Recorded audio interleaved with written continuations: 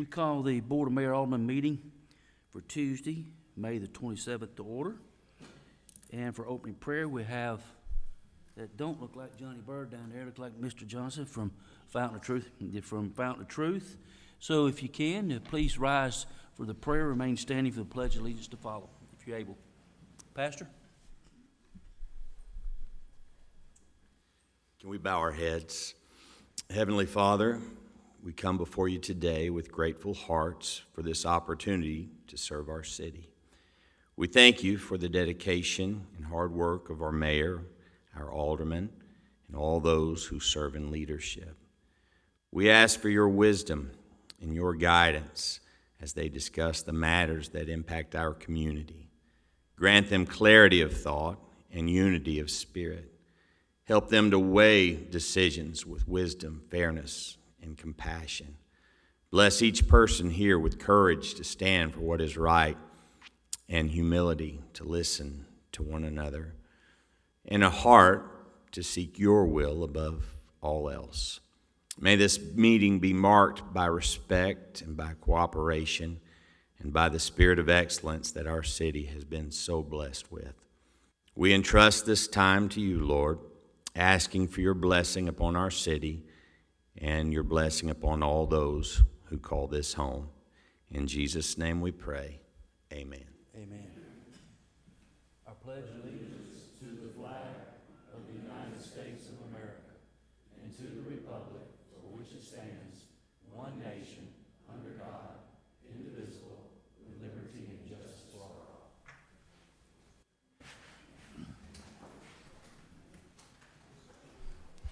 Thank you, Pastor. We appreciate you so much. Madam Clerk, will you read the future meetings into the record, please?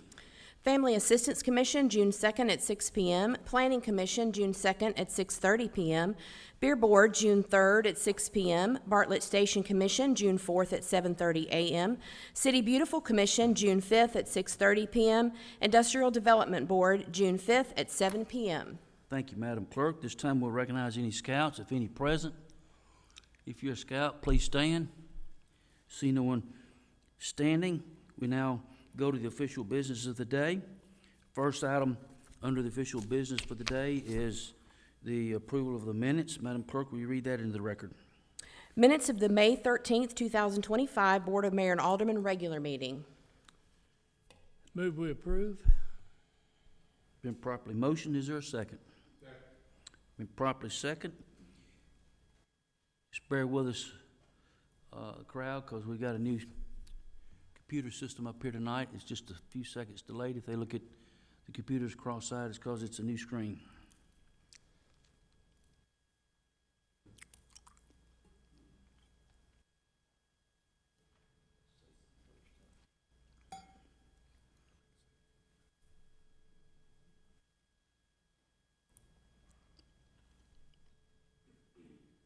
Minutes are passed, 6-0. Now we move to the public hearing. Individuals will have a maximum of 3 minutes to speak either for or against the item, with a total of 20 minutes for each side. Madam Clerk, will you read item number 1 for the public hearing into the record, please? Ordinance 25-01, an ordinance to rezone from CL Neighborhood Commercial to CH Highway Business Commercial Property at 8229 Highway 70. Any of those who wish to come speak in favor, please come to the microphone at this time. Seeing no one wishing to come forward to speak for, those that wish to speak in opposition, please come to the microphone at this time. Seeing no one coming forward, we will adjourn the public hearing and move to unfinished business. Madam Clerk, please read item number 1 under unfinished business. Third and final reading of Ordinance 25-01, an ordinance to rezone from CL Neighborhood Commercial to CH Highway Business Commercial Property at 8229 Highway 70. Move we approve. Second. Any discussion? Madam Clerk, present the roll.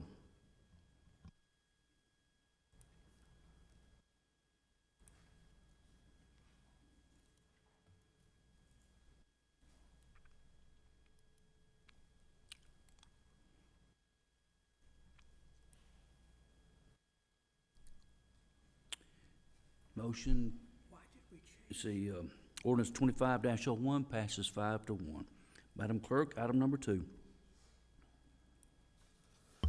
Second reading of ordinance 25-02, an ordinance to adopt the 2025-26 General Fund, Street Aid Fund, Solid Waste Fund, General Improvement Fund, Drug Enforcement Fund, DEA Enforcement Fund, Drainage Fund, Parks Improvement Fund, Bartlett City School Fund, Utility Fund, Debt Service Fund, and Capital Improvement Fund budgets. Move we approve. Motion. Been properly motioned and properly second. Any discussion on item number 2? Mr. Mayor, can I ask a question, please? Yes, sir. Alderman Reeves. If we could, just, Mr. Sones, what are we looking at, where are we looking at finishing the end of the year from a revenue, from a expenses versus revenue viewpoint? Are we expecting to be, what's the number we're looking at landing on? 704,000.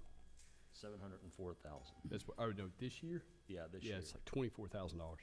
So right now, we are running what, at the end of March, or what, from a surplus viewpoint, where are we at, overall? How are we looking right now? Well, so for right now, no new positions are being filled. We've kind of put that on a status hold, and the projections right now are holding true, and hopefully we can finish with a very minor, very small surplus. So I'm assuming coming out of the tax season that our coffers are pretty full, right? And do revenue. So I'm just trying to figure out when you're looking at a balance, when you're looking at a cash flow statement, or you're looking at revenue statement. This time of year, are we always going to see that our expenses, our revenue is going to far outseed our expenses, right? This time of year, incoming. Yeah, this time of basically? year typically is looking better, Yeah. right? Because we've already got that. So the low part of the year for us would be that November to February. Are we really running a $9 million surplus on the expense side right now? No. No. Okay. I'm just interested. I got some questions. I've been talking to the Richards about it. We can talk more about it. Kind of where things go over the next 3 months. Maybe I'd like just to get some of those questions answered to kind of allay kind of their minds as it pertains to this, if we could. But we can talk more about it later. But for now, I'll support it. And then as we're going to the third reading, maybe we can just get some clarity on where we're really going to land at the end of the year. Are there any transfers out? Is everything really? Yeah, projection right now, FY25 is a surplus of $24,413. That's what it looks like. Got it. Thank you. Madam Clerk, item number 2.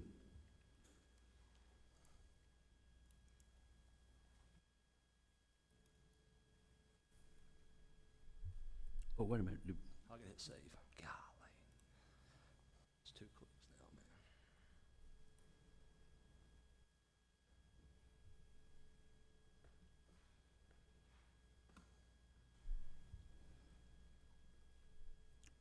Ordinance 2502 passes 5-1.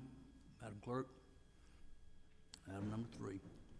Second reading of ordinance 25-03, an ordinance to levy and assess a tax rate for ad valorem taxes upon real property and personal property in the city of Bartlett for the tax year 2025. Motion. Second. Any discussion? Hearing no discussion, Madam Clerk?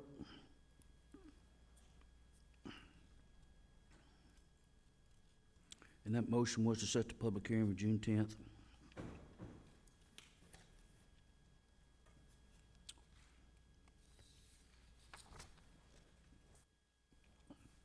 It also passes 5-1. Now we move to consent agenda. There's 6 items. Does any member wish to remove any single item for separate discussion? Seeing no one wish to remove any items, Madam Clerk, we read all six items into the record, please. Subdivision contract for L&L Nelson subdivision. Item 2, presentation for debt report, 2025 Apple computer lease. Item 3, authorization to auction surplus property. Item 4, treasurer's report for March 2025. Item 5, bid for tennis court fences. Item 6, bid for lawn treatment services for fiscal year 2026. Motion. Properly a motion by Alderman Reeves Second. and seconded by Vice Mayor Jack Young. There's no discussion on the consent agenda, so Madam Clerk, please pass the roll to the Alderman.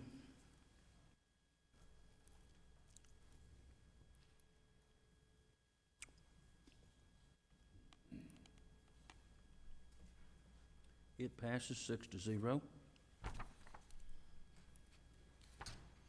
And under new business, Madam Clerk, will read item number 1. Resolution 18-25, a resolution to amend the fiscal year 2025 general fund budget to appropriate $5,000 for qualified law enforcement officers funded by the State of Tennessee Recruitment and Retention Grant Program. Move we approve. Second. Been properly motioned, second, any discussion? I didn't hear the second, I'm sorry. That was me, behind you. Okay. Kevin, sorry. Okay, so we've got a motion and a second, any discussion? Hearing no discussion, Madam Clerk?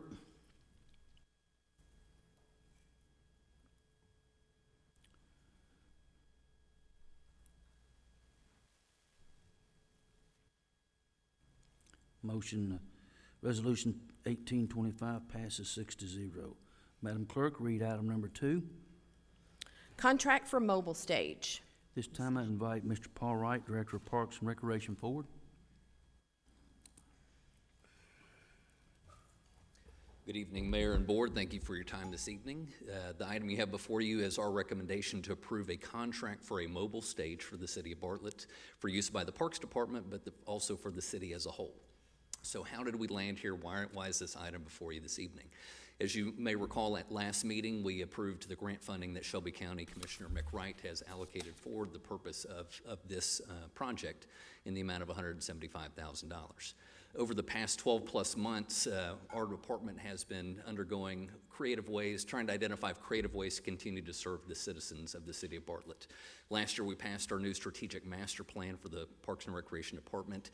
And some of the key findings that we found out of that were also mirrored and echoed by the citizen survey that was done for the city as a whole is that our citizens are looking for more outdoor recreational options, especially those that are surrounding live music and food. We have started to meet that need in some creative ways over the past year through partnerships with organizations, with city sponsors, and so forth, with our Food Truck Fridays, with our Bartlett Live concert series. And this is our next step in towards meeting those creative needs. So we have been working through various options on how we can do things that are in our master plan in ways that are much more palatable for us as a city.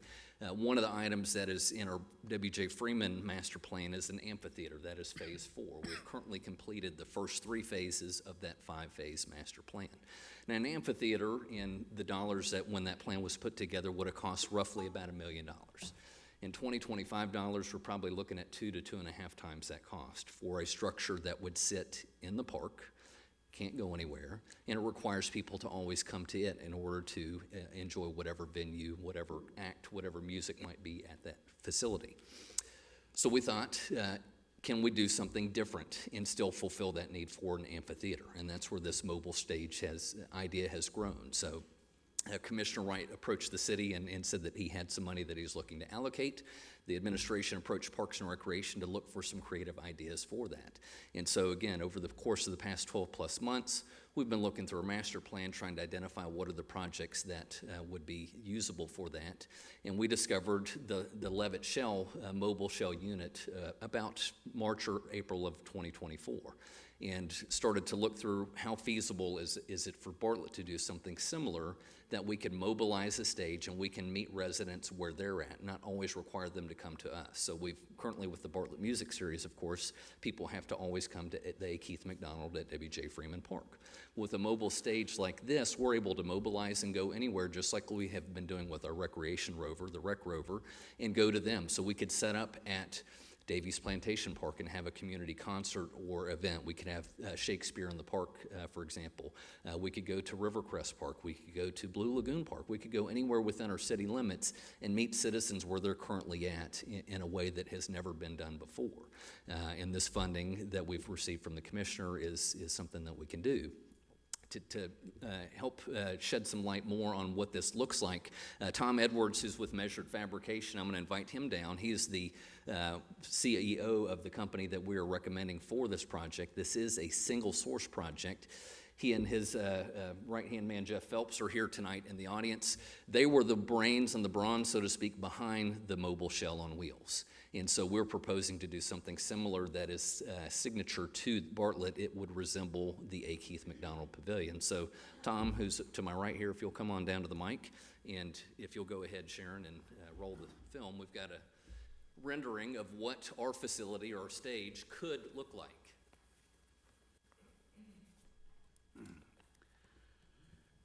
Hello, Mayor and Board of Aldermen. Thanks for inviting me. Jeff, my partner, and I own Measured Fabrication. A little background, we were asked to explain our qualifications to design and build a mobile stage for Bartlett and go into some detail about the project. We've both had a lifetime of experience in commercial facilities and operations management, done design, construction, welding, and fabrication. We're all hands-on people. Jeff was a high-security welder for the Bureau of Prisons for 23 years and facilities manager of Supermax Prisons in California, transferred to Memphis to run the federal prisons here, decided to make this his home. Jeff served in the Marines, and we are a veteran-owned business. Jeff retired from his business with the federal prisons about the time I'd started designing the Overland Park Shell on Wheels project. Brought him in, and we've found our opportunity to make more stages, and we're having a great time with it. I was previously director of operations during planning, construction, and 6 years of operations at Crosstown Arts. We developed the Crosstown Concourse, and a portion of that project was to construct Performing Arts Theater. We had a $12 million theater we built there, the Green Room, and another venue in the building, and many shows have been produced in both of these buildings.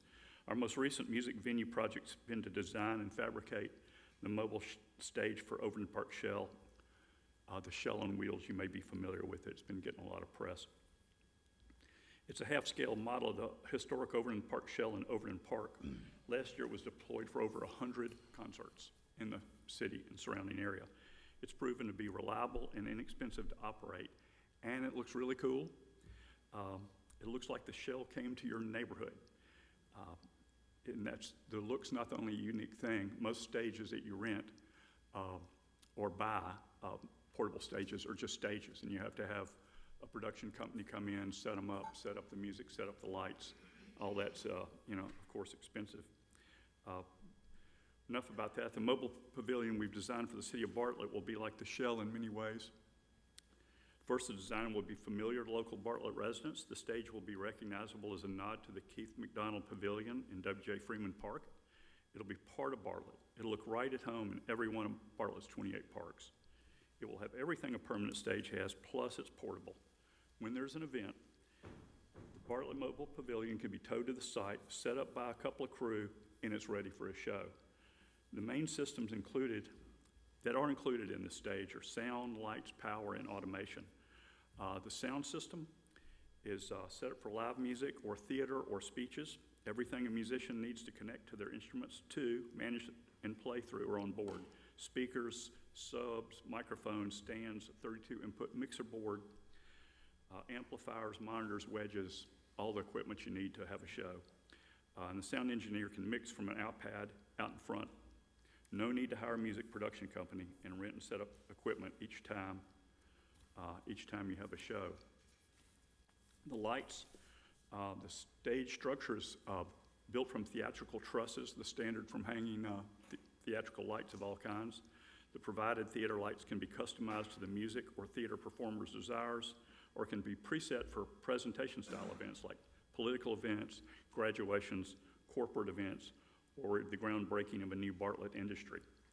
The lighting is versatile, has many interesting features like color balanced footlights that are used by the light guys to adjust the look of performance skin tones on stage, things like that.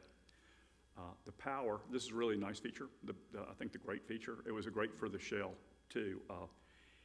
The entire stage runs on lithium batteries. It can operate for a few hours of music performance without a generator, completely quiet. Maybe all day if we're having a marathon of speeches, everybody's looking forward to that. And a regular extension cord or a small generator can extend performance time by hours. On automation, the stage can be opened and closed and the roof raised with an onboard hydraulic system. Simple components like the ones used to raise and lower big triple-deck lawnmowers the city uses. Maintenance will be minimal. Operation will be simple and safe. It's going to look great. It's going to feel great. It looks like the pavilion in the park. Being on stage will feel like being on stage at BPAC with Brazilian hardwood floors. When it's rolling down the road, it's side support advertising, and there's some advertising revenue opportunity. Speaking of revenue, when the city's not using it for their own needs, it can be rented out for corporate events, private parties, family reunions, things like that. The revenue stream can be significant. So to wrap up, the Bartlett Mobile Pavilion carries the Bartlett brand to events across the city, has a low initial cost, low maintenance, and low operating cost, provides opportunity for revenue, is an expandable with future options like video screens, solar panels, and other things that may come along in the future. It's going to look great. It's going to sound great. It's going to be great daytime and nighttime, and I can't wait to see it. Anybody have any questions? How big is the area when it's all folded out? It's 24 feet deep and 30 feet wide. So it's a good sized stage. You can get probably, half an orchestra on it. In looking at comparable stages of that size, so there's several different brands that exist. So Stage Line is one of the most common ones, Apex. You're looking at anywhere from $195,000 north of that for the same size, and that's just for the stage itself. That doesn't include your sound, that doesn't include your lights, all the automation that would be included in this design. Paul, how does that compare to the one that we rent every year for the Fall Festival? So in terms of the size, the stage size itself is going to be almost identical in nature to the one that we use. That is a Stage Line 100 and SL 100 model that they use for the Fall Festival. The roof line is not going to be quite as high, but it's going to be still very substantial and can accommodate the same acts that we've been doing, if not larger ones. Alderman Reeves? Really cool. Looking forward to it. By the way, Tunica County, Mississippi is wanting to do something similar, so you might want to reach out. So just to let you know. Thanks so much. Little We've been having a inside great ball. time. Yeah, thank you. Anyone else? Excited to have it. Thank you. Thank you, Paul. All right, we would entertain a motion.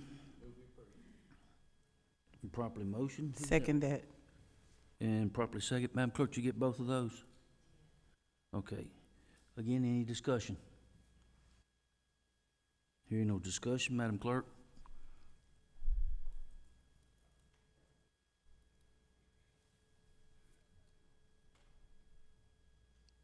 Passes 6-0. Thank you. And we now move to open discussion. Anybody from the board have anything they wish to say? Alderman Reeves. Yeah, just real quick.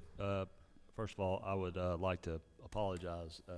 We had a working session before this meeting in which I lost my temper with the president of the Chamber of Commerce, and I kind of got angry and walked out. So I apologize for that. Just want to let everybody know that, I was kind of fired up. Probably shouldn't have been that fired up, but yeah, just letting you know. Apologize to John Threadgill for that as well, and I'll make sure I follow up with him. So thank you guys.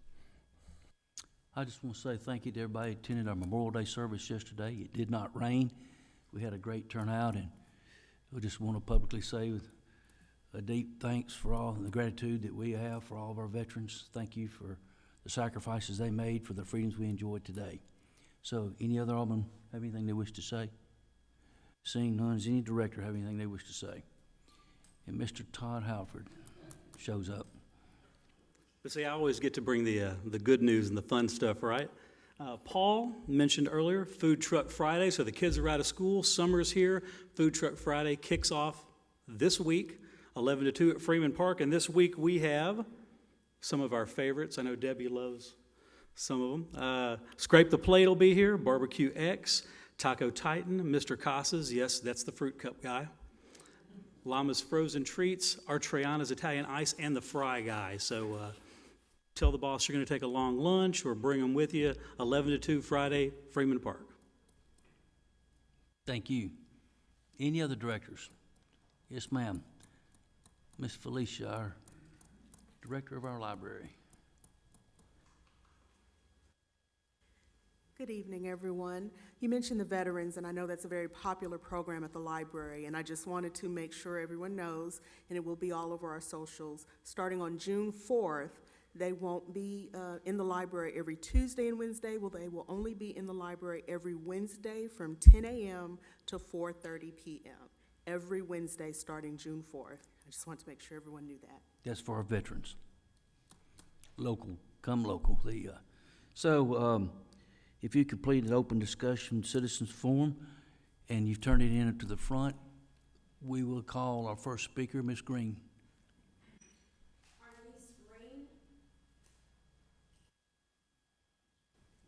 Thank you, Mayor Parson and the Alderman Board, for letting me come present the SBA Disaster Program. We have two programs, and it's the occurrence of the severe storms and tornadoes that took place April 2nd through the 6th, 2025. The first program we have is for homeowners, renters, landlords, and businesses, nonprofit organizations that sustain physical damages due to these storms. The deadline to apply for that program is July the 7th, 2025. The next program we have is for the economic injury. And with this program, you do not have to have any physical damages. The damages comes with the loss of revenue. And when a neighbor community has sustained damages, it tends to trickle down to other communities' businesses. So we give this program a little time to apply because it takes a business 6 months to over a year before they know they have been impacted by this injury. Mm-hmm. Now, again, the only thing that they have to prove is that loss of revenue. 6 months ago, they may have had more revenue than they do now, or even a year. So the deadline to apply for their program is February the 9th, 2026. Again, if you would like to apply for any of these programs, you may go to the SBA disaster SBA Gov/disaster, if you would like to apply for any of these programs. So at this time, I will open the floor if anyone have any questions for me about the programs that we are presenting here this evening. No, ma'am, I would say, if you get with that good-looking young man that just come forward, if he'd raise his hand, yeah, he knows who he is. Get with him, and maybe he can help you get some of that stuff on social media so we get it out to the public a little bit more. Thank you so much. Yes, ma'am. Stephen Carradine.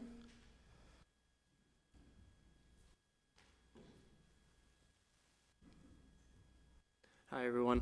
Good to see you again. I know it's been a couple months since I spoke about fluoride, and that's why I'm here again today. I think last time we talked, we all agreed that we want the best for our community, our children, and the families living here. And we do have, I believe, the best water around, and I'm so thankful we have our water department. But I still want to bring up to remove the fluoride from the water. I just spoke with the city of Oakland today. They, in a great move, in my opinion, they removed it based on citizen pressure, and the board voted on it, and it was a favorable outcome. They removed it back in April, I believe. So I talked to Eric, he's the director of the water department there, and he said he'd be more than happy to just speak with y'all if you're interested in the approach that they took. They're very open-minded. The mayor himself, I guess, brought facts to the meeting, and the health department was there, everybody was there, standing room only. So they had a great favorable outcome. Utah, Florida, other states are looking into it. There was a few bills here in Tennessee that didn't make it through the House that failed, but I think it's a growing thing that people want fluoride out of the water. We want them less adulterated, right? I know we have to have chlorine. I know we have to have a few other things in there, but I think as far as fluoride goes, we could still pursue that. Is that something we could get maybe a vote on? Maybe we could do a citizen survey. I don't know how we could approach something like that versus me just coming here often to voice my concern or just trying to just advocate for that. So is there something we could do to put out to the citizens to ask for Well, more, we got two sides that we're trying to make happy. We had the Dentist Association in here, I think 2 months ago, so Sure. we'll sit down Yeah. and we'll sit down and take a look at it. Right. Yeah, and I looked up the Mayo Clinic, I looked up the Cleveland Clinic, and fluoride, fluoride is not the reason that the lack of fluoride is not the reason that cavities are happening or dental plaque or anything like that is happening. But I understand it can help. My opinion is it's a personal freedom. We all know vitamins and minerals are great, but we don't want them necessarily added to our water as a public, utility. So if I just want to keep this conversation going, and I appreciate y'all and your time. Thank you. All right. And I guess one more thing. The Union Depot, the add-on, I haven't heard the latest on that, I guess, but is that continuing? Has it been voted on? Is it? If you're talking about the property across the street. Right, across the street, No, yeah. it's not even come before the board yet. It Okay. goes before the planning commission Okay. first. All right, thank you. Thank you. Chris Richards.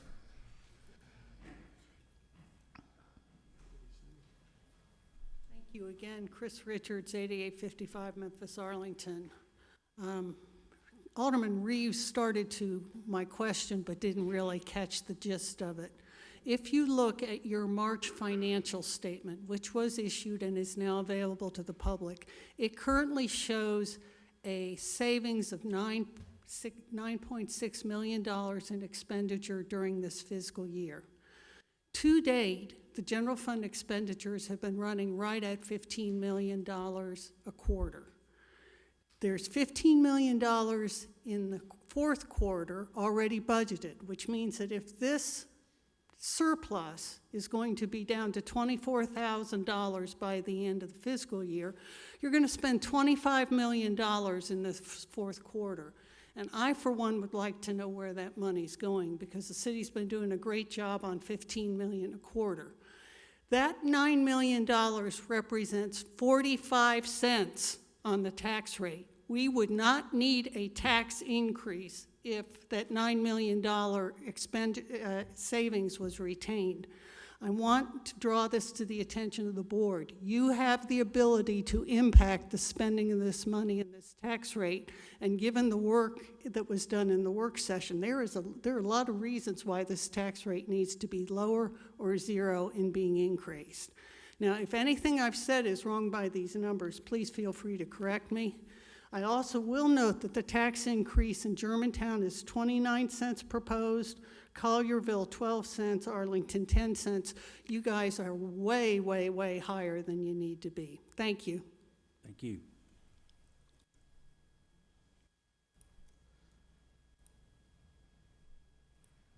Ken Carter.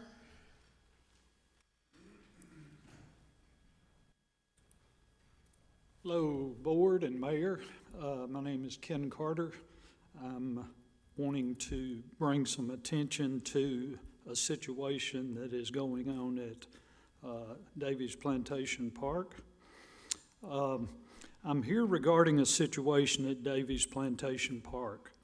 Currently, there are no ways to access the park on foot safely without walking in the roadway with your back to traffic or driving to the park. Many times the lot is full, including cars from out of the county as well as out of state. If we can't walk to the park safely and the lot is full, how are taxpayers going to be able to enjoy an amenity that we pay taxes for? There are also no bike lanes that I'm aware of east of Germantown Parkway. It was suggested to me that I ride my bicycle the full length of Ellis Road to the nice park on Appling. I chuckled at that suggestion, as anybody familiar with that area knows that that would likely be a death sentence. I was told that riding my bicycle in Davies Plantation Park is not legal because the paths are only 8 feet wide. I was told it will take a 10-foot wide path to allow for bicycle path accessibility. As a resident of this neighborhood for over 30 years, the ability to enjoy the park and bicycle riding in my neighborhood has been compromised almost to the point of not being usable. Traffic regularly exceeds the speed limits, many times up to 50 to 60 miles an hour in that stretch. I have never seen any enforcement of the speed limits there, and it is extremely dangerous, having personally been run off the road on my bicycle numerous times, causing bodily injury many of those times. I understand that in the upcoming budget, there are going to be funds available to repave this park due to the erosion and deterioration of the trail. Citizens should be able to safely access parks and have safe usage of our neighborhood, given the drastic increase in traffic, as well as the high speeds that people seem to be traveling. There needs to be a convenient, safe way for us to enjoy the amenities that we pay taxes for, to be able to walk to our neighborhood park and enjoy the quality of life that so many of us moved here for. Time. You can finish your sentence if you need to. Okay, I just got one more. I implore this body to expand the inner track at the park to 10 feet to allow for a safe space to exercise and to provide safe and accessible access to the neighbors that want to walk to the park.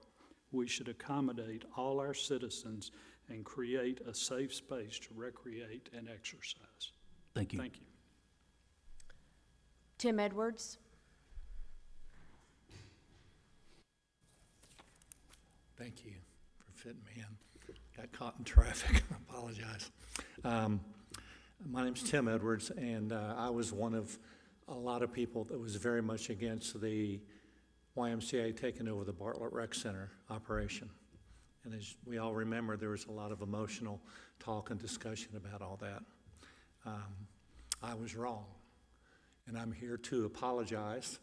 I'm not speaking for all the other people. I can't speak for them, but personally, I think that the operation has turned out to be just like it was, with many of the same people. It has the same feel, and I apologize for that. I was wrong, and the Bible says, I think, that a leopard can't change its spots. Well, all of my experiences and a lot of experiences from a lot of people that were in here, those experiences were real. But what's happened here is that I think this has been, in my opinion, a big success. We had the same people, the same type of operation, the same feel. I hope the financial thing worked out well. I would just ask one thing. Back during all of these discussions, the theme came up that the Y was going to honor the Silver Sneakers program, and to my understanding, they've honored mine. But one thing that I didn't pick up on, and I just say shame on me, if they were going to say we're going to honor something, that kind of means that there might be something that's not going to happen when that takeover happens. Let me give you an example. I'm under the Silver Sneakers program like a lot of people, but my wife wasn't under that program, nor can she come in under that program.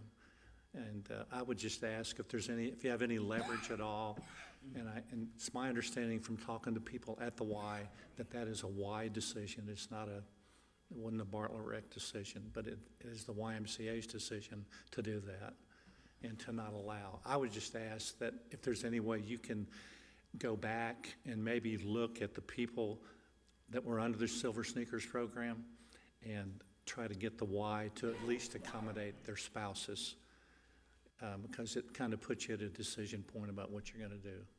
So thank you very much. I appreciate it, and thank you for fitting me in. Thank you. That's all. That's it? So motion to adjourn. Then properly seconded. Meeting adjourned.